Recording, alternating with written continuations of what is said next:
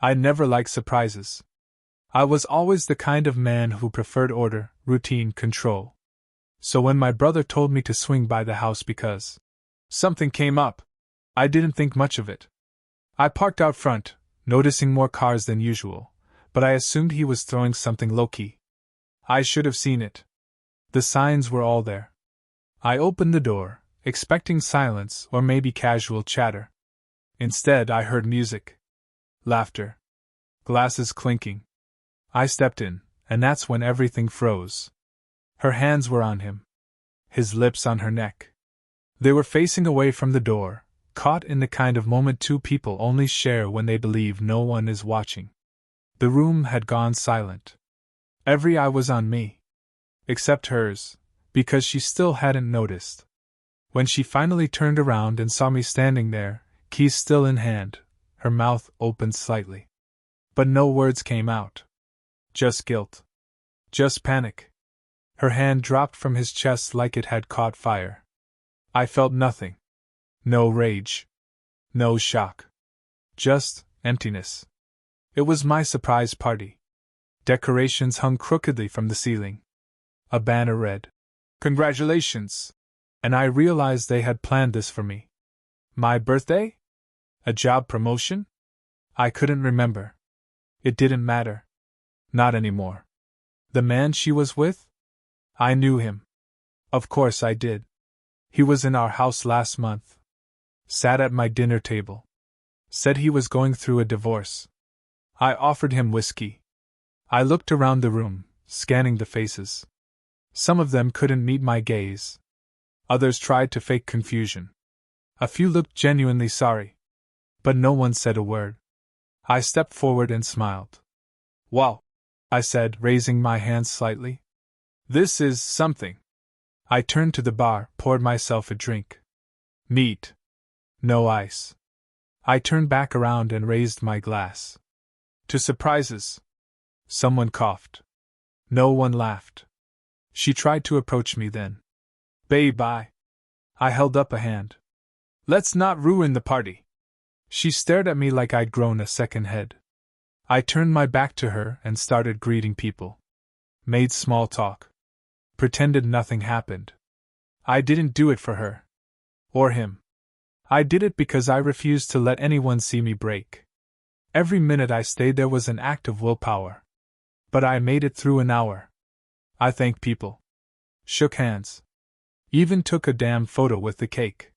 She hovered behind me like a ghost, unsure whether to cry or scream. I didn't care either way. When it was over, and most of the guests had awkwardly filtered out, I walked past her and said, "We'll talk later." She didn't follow me. I drove around for a while that night. No music, no destination. Just my thoughts, and the cold clarity that only betrayal can bring. I realized how long I'd been lying to myself. The emotional distance. The forced smiles. The lack of intimacy. The late-night texts she wouldn't let me see. I had called it a rough patch. She called it marriage. Now I knew what it really was, over. But I wasn't going to scream. I wasn't going to beg or threaten or plead. I was going to play the long game. My way. Quiet. Controlled. Precise. When I got home, she was waiting on the couch. Still in her party dress. She looked up, ready to speak. I walked past her and into the bedroom.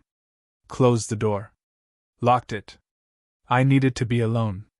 That night, I started a new file on my computer. I titled it Freedom. Inside, I created folders. One for financial records. One for her texts. One for photos. Another for conversations. I didn't have everything yet, but I would. She didn't know it yet, but I'd already left her. My body was still here. My heart wasn't. Over the next few days, I acted like nothing happened. She asked if we could talk. I said I was tired. She tried to initiate intimacy. I pretended I had a headache. She started cooking again. I started eating out. But I smiled. I said, "I love you," when she said it first. I kissed her forehead when I left for work. Meanwhile, I checked her phone while she showered. She'd gotten smarter, deleted the messages. But not smart enough. Screenshots were already on my drive. Her location history gave me more than enough. The restaurant. The hotel. The weekday lunches. I started working out again. Started reading. Cut back on drinking. She thought I was trying to work on us. I wasn't. I was working on me. On the man I had forgotten in the middle of this mess. I spoke to a lawyer. Quietly. Asked questions. Made notes. No signatures yet. I wasn't ready to move. Not yet. She started getting nervous. Said I was distant. I told her I was fine. She asked if I still loved her. I said of course. Lies come easier when you've been lied to. The truth is, I didn't hate her. Not even after what I saw. Hate takes energy. She didn't deserve that much from me. What I felt was worse, indifference. In the mirror, I looked different. Eyes colder. Jaw tighter. But beneath it, I saw something else. Strength. For the first time in months, maybe years, I respected the man looking back at me. I wasn't sure how or when I'd end it. But I knew I would. And when I did, it would be on my terms. Quiet. Clean. Final. I woke up the next morning before her. She looked peaceful, as if the night before hadn't happened. As if my world hadn't just been pulled out from under me. I got out of bed quietly, went to the kitchen, made coffee. Same routine. But this time, it wasn't habit. It was strategy. Every move I made now served a purpose. I wasn't reacting, I was preparing. I started reviewing our shared accounts. Noticed transactions I hadn't paid attention to before. Dinner bills for two at expensive places I'd never been to. Hotel reservations under her name. Ubers taken during lunch breaks. It was all there, hiding in plain sight. I downloaded statements, took screenshots, created backups. She thought I was too checked out to notice. That worked in my favor. That week, I went to work like nothing had changed. But every free minute, I was collecting. Building. I looked up divorce laws. Read case studies. Understood how assets get split, how custody works, just in case she tried to twist it later. I didn't want to fight. But if she started one, I'd finish it with facts. She began acting differently. Overcompensating. Texted me cute things during the day. Made dinner. Asked if we could do something spontaneous. I said sure. We went out, smiled in public. She held my hand tighter than she had in years. I let her. I even kissed her goodnight. But every time I touched her, I felt nothing. 2 days later, I placed a voice recorder under the passenger seat in her car. Another under the couch in the living room. I bought a prepaid phone. Just in case. It sounds extreme, but I wasn't taking chances. I knew what people became when the mask came off. I needed insurance. She started getting paranoid. Asked if I was seeing someone. I laughed. Told her she was projecting. That shut her up for a while. I found out they'd been seeing each other for nearly 7 months. Not a one-time mistake. A full-blown affair. Hotel stays, weekend meetups when she told me she was at her sister's, even Christmas messages. I read them all. He called her his escape. She called me safe but boring. That one stuck. I started tracking her patterns. When she left. Where she went. I never confronted. Just logged it. I didn't want her to know I knew. Not yet. That was my power. Her guilt was still manageable. The minute she realized I was preparing to leave, she'd flip it. Cry. Play victim. I couldn't let her control the story. So I played the role. I brought home wine. Asked how her day went. I smiled when she spoke. Laughed when I needed to. She bought it, mostly. But there were moments when she looked at me and hesitated. Like she knew something had changed. I started meeting with a financial advisor. Quietly. Shifted my direct deposit. Created a separate account. I learned how to protect what I earned. Marriage made us a team. Her betrayal made us opponents. The guy she was with? He had no idea I knew. He was arrogant. Thought he was smarter than me. Probably laughed about it. Thought he was winning. I almost pitied him. He didn't see what was coming either. I began distancing myself emotionally from people around her too. Her friends. Her family. Polite but detached. I knew once this went public, lines would be drawn. I didn't want to be caught off guard by fake loyalty. One night, she came home late. Smelled like cologne that wasn't mine. Her hair was a little too perfect. Her lipstick freshly reapplied. She kissed me and asked if I wanted to make up for lost time. I declined. Told her I had a headache. She looked hurt. I didn't care. That was the moment I realized I wasn't angry anymore. I was focused. Clear. There was no pain. No grief. Just a mission. I wasn't trying to save anything. I was planning an escape. She told me the next morning she was going on a wellness retreat the following weekend. Alone. I nodded. Said it sounded like a good idea? She smiled, relieved. Thought I was finally letting go of the tension. She had no idea I already knew the name of the resort. The room number. The fact that it was booked for 2. That weekend, while she was gone, I printed everything. Laid it out. Created a timeline. Marked dates, receipts, emails. Not just for court, this was for me. To remind myself this wasn't paranoia. It was proof.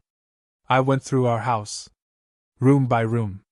Not to clean or pack, but to reclaim my space. I sat on the couch and realized I hadn't truly relaxed there in months. Every surface had become tainted with tension. But I sat there, hands behind my head, and allowed myself one moment of peace. Then I opened my journal. First entry in a long time. I'm done lying to myself. This is no longer a marriage. It's a facade. I won't beg for love. I won't accept crumbs. I know what I bring. And I deserve someone who respects that. I'm not leaving in pieces, I'm walking out whole. When she came back Sunday night, she was glowing. Said she felt reset. I nodded. Told her she looked great. She asked if I missed her. I said, of course. Another lie. But the last one I'd tell her. Because I had everything I needed now. The next move would be mine. And it would be final. She went to bed early that night, exhausted from pretending to be at peace. I stayed up. Sat at the kitchen table and stared at the documents in front of me. There was no more doubt. No hesitation. I knew who she was now. The only question left was how and when to end it. I scheduled a meeting with the lawyer again. This time, it wasn't just for information. It was to act. I gave him everything: dates, evidence, financial statements, even the voice recordings. He didn't say much. Just looked over the file, nodded slowly, and said, "You've built a strong case." He asked if I wanted to confront her first. I said no. Confrontation implies conflict. I wasn't here for that.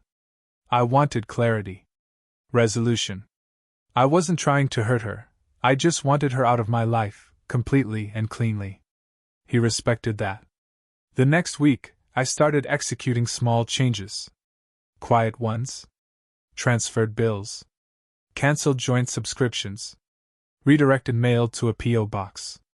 Cleared out my closet gradually, just a few items at a time. She didn't notice. She was too focused on keeping up appearances. She started being overly affectionate. Left notes. Made my favorite meals. Asked if I wanted to go away together. I said I'd think about it.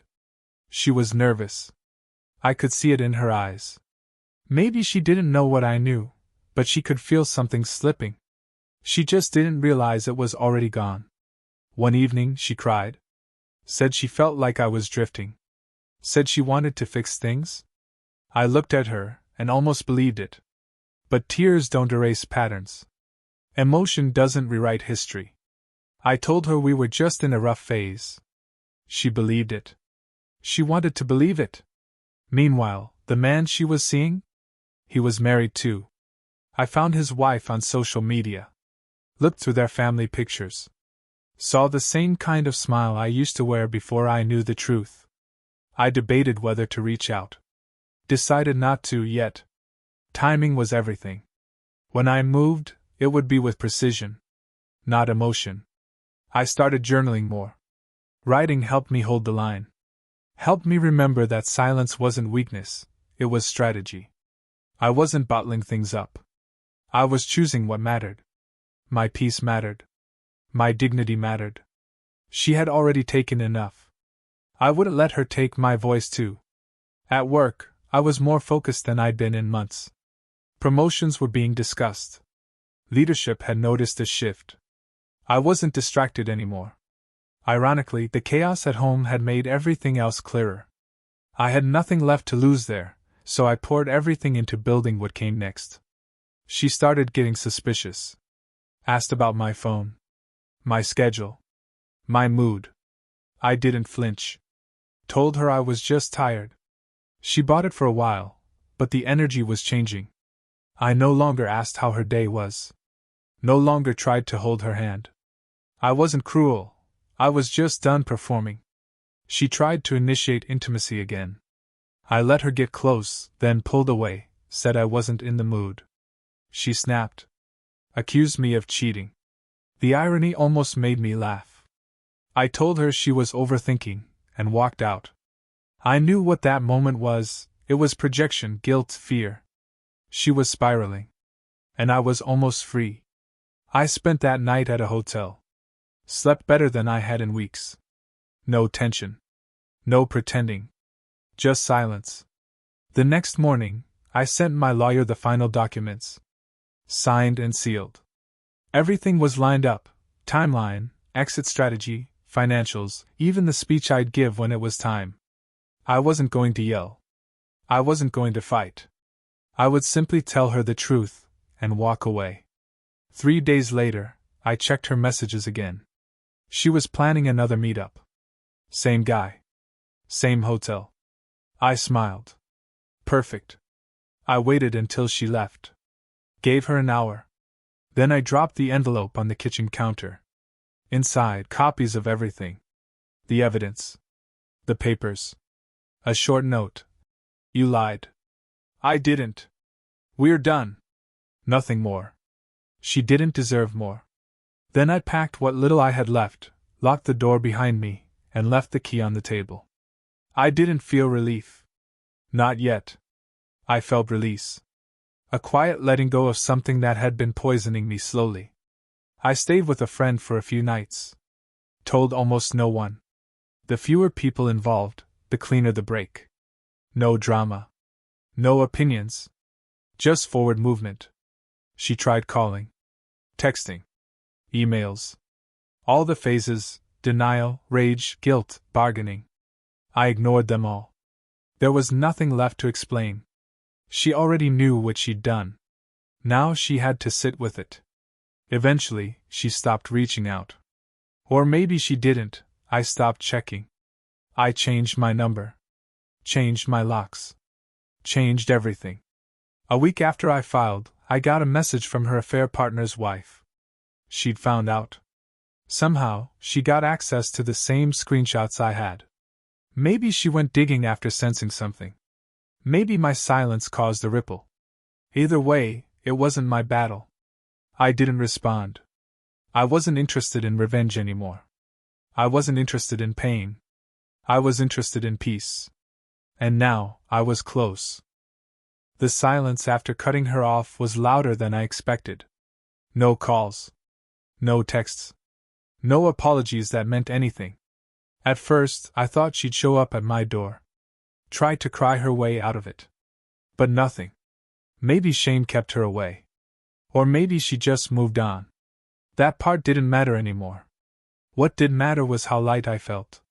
Like I'd been dragging weight I didn't even realize I carried. I woke up every morning without checking her schedule. Without wondering if I was enough. Without questioning myself over someone who never respected me. I had time now. For the gym.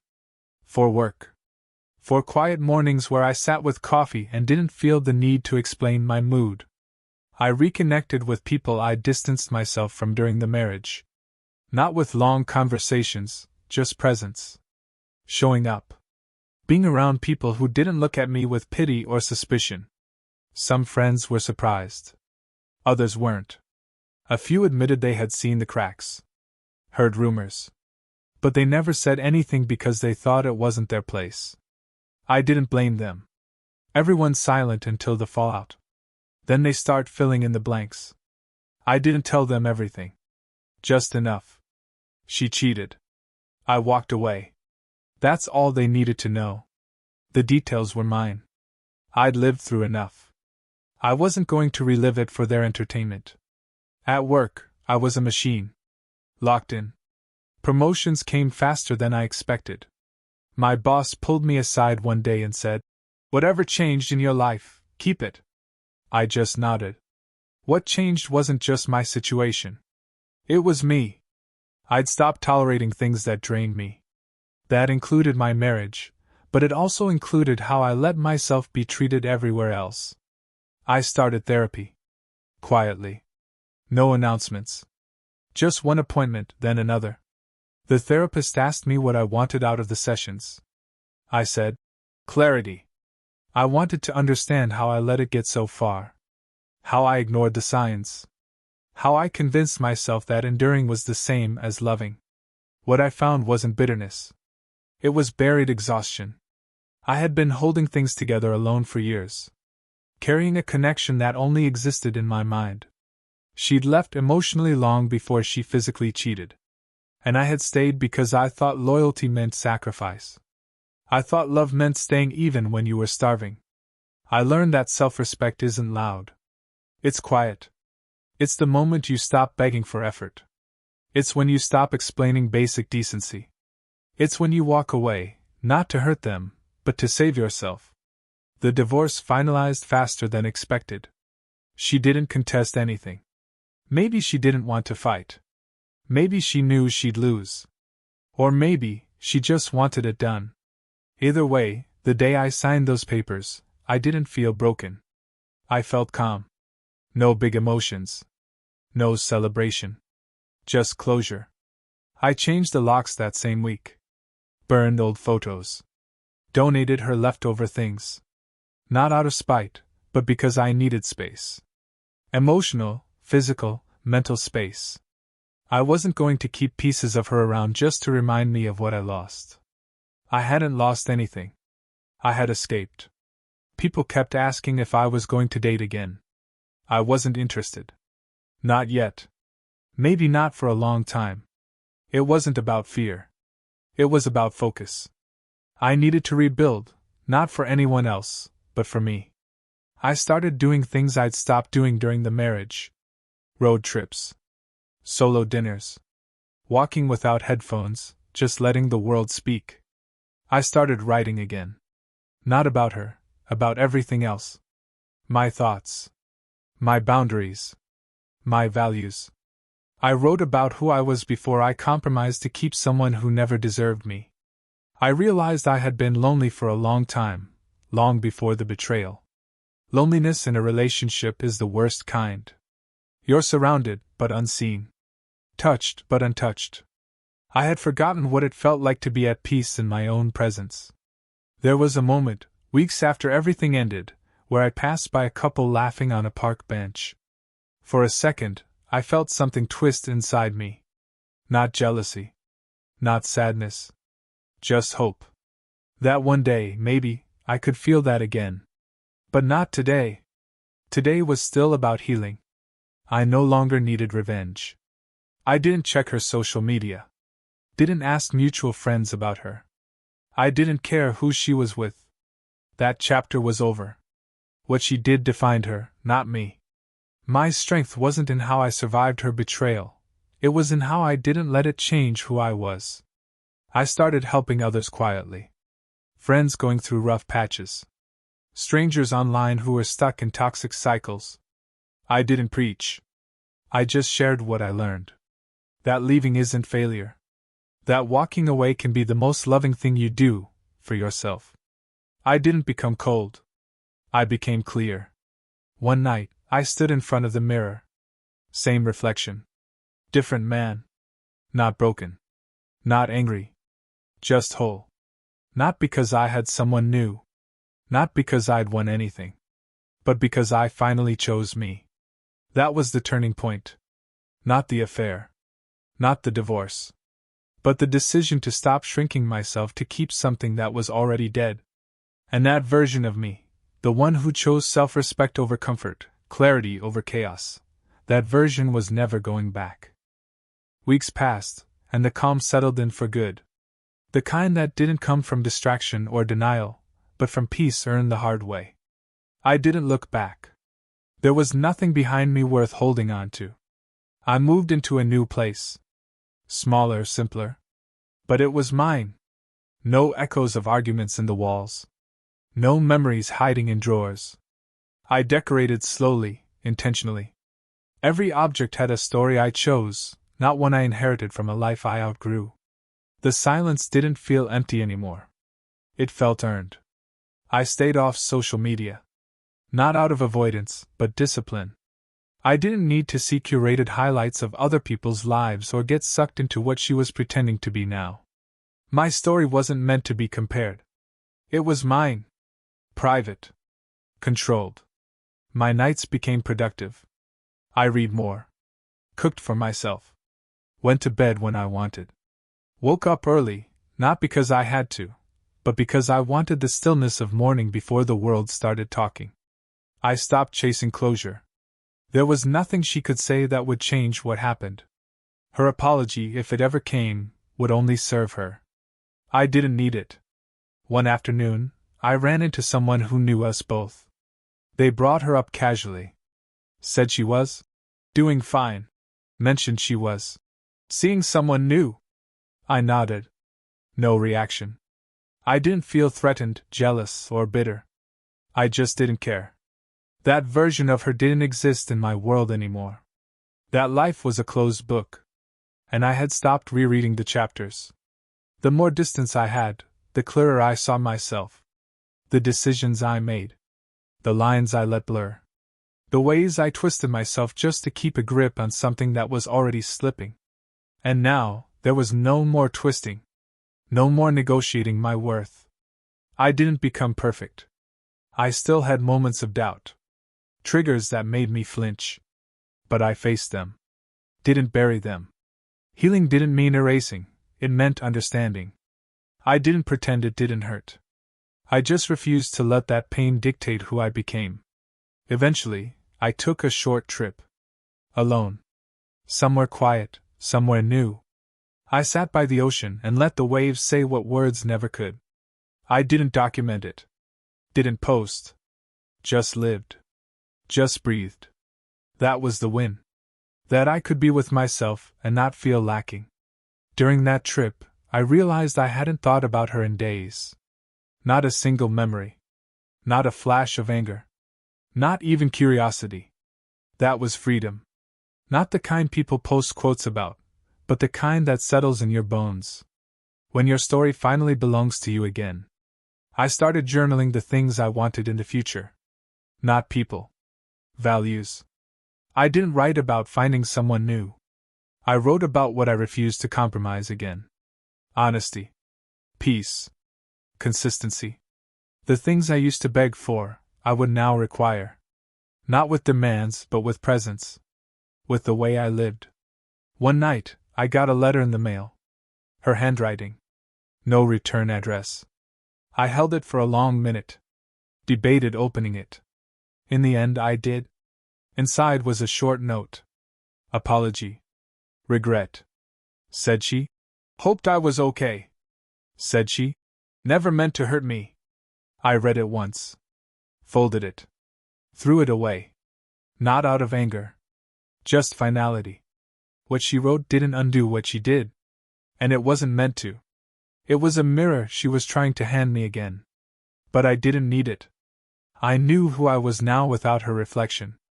Some nights, memories still surfaced. Not the betrayal, but the quieter parts, the mornings we laughed, the trips we took, the dreams we shared once. But I let those memories pass. They weren't lies. They just didn't survive the truth. And that's okay.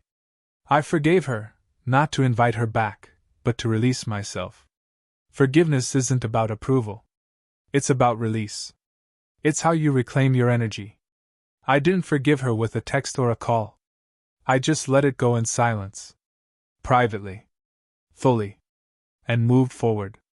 I started noticing things about myself I hadn't in years.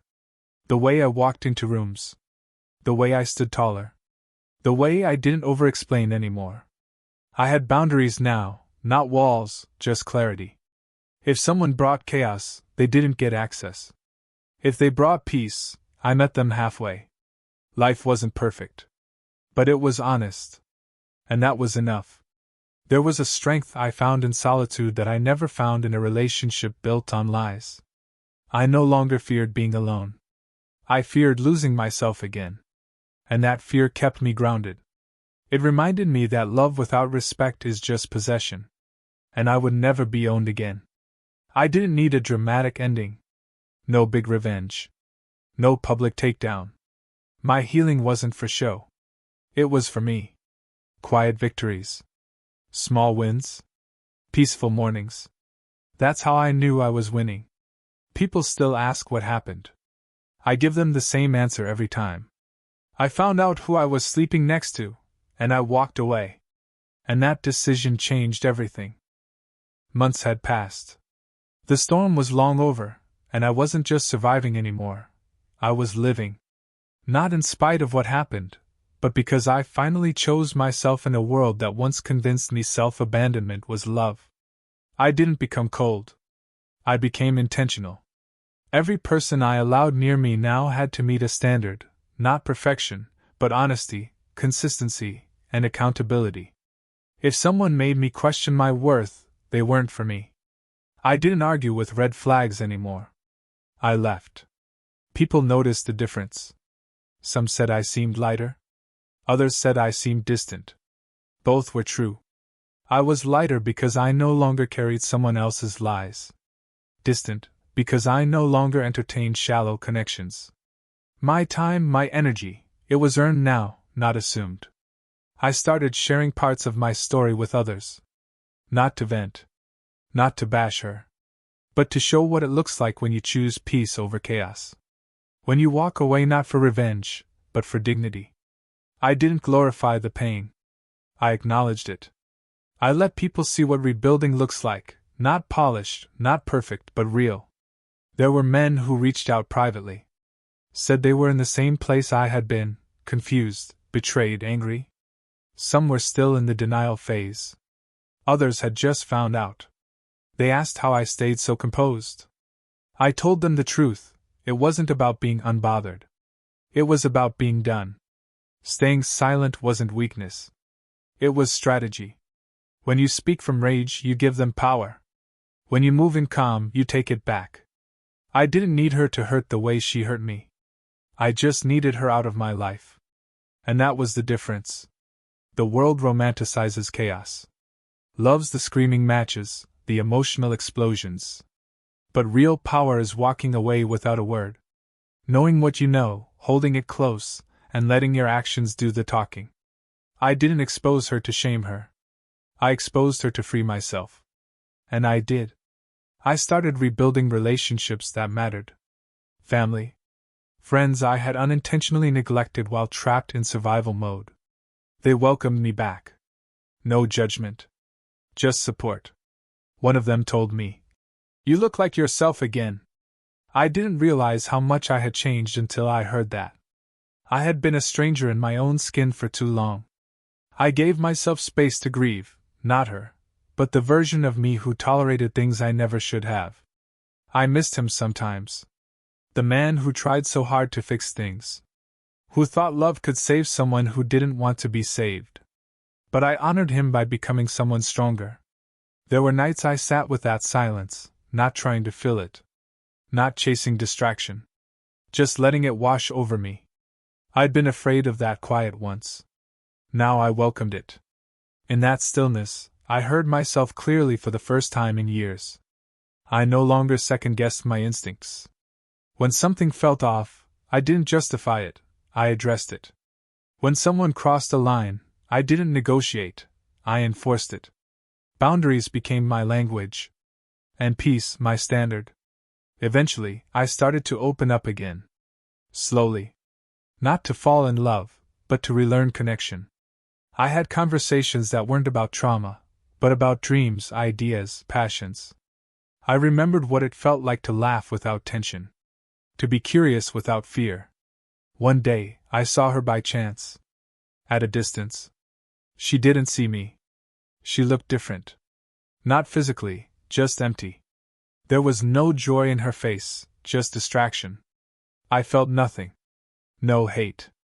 No nostalgia. Just confirmation. That I had left the right thing behind. It was never about punishing her. It was about saving myself. And I had. Completely. My life became simple. Purposeful. I didn't chase highs. I chased clarity. I found beauty in the mundane, making my own coffee, folding laundry, walking without a destination. The little things reminded me how far I'd come. I stopped living in reaction. I started living in intention. Everything I did was a choice, not a response to pain. That's how I knew I was healed, not because I forgot, but because I no longer needed the memory to make sense. The truth was never complicated. She cheated. I left. Everything after that was growth. And growth isn't glamorous. It's quiet. Lonely sometimes. But it's yours.